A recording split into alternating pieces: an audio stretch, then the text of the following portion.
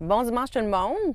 Comme vous voyez, je me retrouve dans un cimetière ce matin, mais je me retrouve à cet endroit-là pour apporter la réflexion dans nos cœurs sur l'importance de la vie.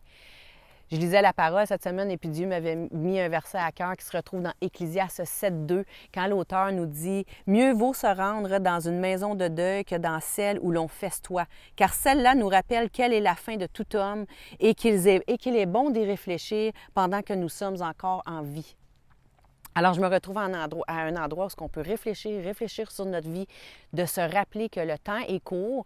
Et puis, j'aimerais ça vous dire aussi que celui qui a écrit le livre L'Ecclésiaste était Salomon, le roi d'Israël le plus sage qui a jamais été.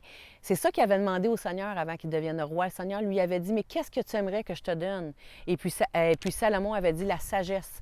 Salomon a pratiquement expérimenté tout ce qu'il voulait dans la vie. Il avait la richesse. On dit que c'était lui qui avait les plus beaux vêtements, qui a mangé les mets les plus raffinés. Et puis on se retrouve à lire ce livre-là. On sait que c'est à la fin de sa vie qu'il l'a écrit. Et puis il nous apporte à la réflexion. Il veut nous apporter à comprendre que la satisfaction dans la vie ne se retrouve pas dans l'argent, dans l'éducation, dans le travail, dans les choses qu'on possède. Mais la vraie satisfaction, c'est de faire la volonté de Dieu dans notre vie pour nous. C'est ça qui va nous rendre heureux. Ce livre-là nous apporte à penser à l'éternité, qu'on a un choix à faire ici, aujourd'hui, et l'importance de ce choix. Je sais que je parle au rock, je parle à des gens qui sont chrétiens, qui ont déjà donné leur vie au Seigneur, mais le Seigneur souvent nous parle de choses qu'on doit changer, mais que souvent on a mis de côté. Je vous ai déjà parlé de ces choses-là. Mais aujourd'hui, vous et moi, nous avons encore cette opportunité-là de pouvoir changer ces choses-là. Ceux qui sont en arrière de moi, le temps est terminé. On se promenait un petit peu, mon mari et moi, puis on regardait les pierres tombales, l'âge des gens qui sont décédés. Et je suis certaine qu'il y aurait beaucoup de gens aujourd'hui qui donneraient tout pour se retrouver à notre place et vivre une vie à 100% pour le Seigneur. C'est important de goûter la grâce de Dieu aujourd'hui que de goûter sa justice plus tard. Alors aujourd'hui, c'est un temps pour se mettre à part, un temps de réflexion. Je sais qu'on vit dans une situation qui est difficile. On est confiné en ce moment à cause du COVID-19, le COVID-19 qu'on dit que c'est un virus. Mais pourtant, on est tous atteints du même virus. On va tous mourir un jour. Et puis, qu'est-ce qu'on va avoir fait avec notre vie? Qu'est-ce qu'on va avoir légué à nos enfants? Comment on va les avoir éduqués? C'est ça l'importance de la vie. On parle de se réinventer. On parle beaucoup qu'on va réinventer la manière qu'il faut étudier, la manière qu'on va aller au restaurant, la manière qu'on doit travailler maintenant. Mais merci Seigneur qu'on sert un Dieu que lui n'a pas besoin de se réinventer. Toujours le même, toujours solide, toujours actuel. Sa parole, elle est toujours actuelle. Elle est là pour nous édifier, nous encourager, nous stimuler, nous apporter à vivre une manière qui est en accord avec sa parole. Et on a la chance aujourd'hui de vivre à la pleine capacité pour Jésus. Je t'invite aujourd'hui à prendre ce temps-là avec moi. Tu ne te trouveras peut-être pas dans un cimetière aujourd'hui, mais de te mettre à part et de réfléchir sur ta vie, à savoir est-ce que ma vie est bien alignée avec le Seigneur? Est-ce qu'elle est alignée avec la chose pour laquelle il m'a créé? Est-ce que j'utilise les dons qu'il m'a donnés? Est-ce que je mets mes dons à sa disposition pour bénir les autres, aimer les autres, donner, partager? On est là pour faire rayonner la gloire de Dieu. On est ici sur la terre pour faire rayonner son amour alentour de nous. Vous savez, dans l'Apocalypse, il y a un verset qui nous dit « Je me tiens à la porte et je frappe ».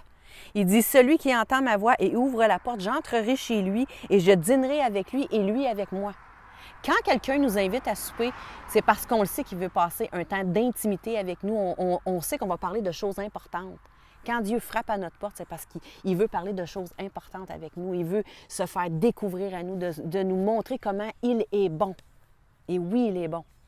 Il est bon, le Seigneur. Il n'y a rien de mieux que de vivre pour lui. Alors, mets-toi à part aujourd'hui. Questionne Dieu à savoir est-ce que tu es vraiment aligné avec qu'est-ce que lui te demande. Si tu n'as jamais accepté le Seigneur comme ton sauveur personnel, tu as l'opportunité, tu as la chance aujourd'hui de faire cette chose-là. Et puis, c'est pas difficile, hein? C'est de crier à lui, de lui rouvrir ton cœur et de dire Seigneur, je t'invite, prends ma vie, prends mon cœur et montre-moi comment marcher en accord avec ta parole. Alors, on va finir dans un temps de louange. Et puis, cette chanson-là qui s'appelle Tremble, parce que je crois que Dieu veut faire trembler toutes les ténèbres qui peuvent être alentour de nous. non, mets-toi à part et puis loue le Seigneur. Et puis je te garantis, le Seigneur n'a pas de favoris. Le Seigneur va parler à ton cœur ce matin. Le Seigneur va réaligner des choses qui ont besoin d'être réalignées. Tu as peut-être beaucoup de peur, beaucoup de condamnation dans ta vie et ces choses-là ne viennent pas de Dieu. On ne sert pas un Dieu de condamnation. On sert un Dieu que oui, il va nous corriger, mais il ne nous condamne pas. Il nous amène toujours à vouloir aller plus loin avec lui. Alors, soyez bénis. Je vous aime et puis j'ai vraiment hâte que l'Église recommence ou qu'on puisse se serrer dans nos bras et puis vivre notre vie avec Dieu ensemble. Au revoir.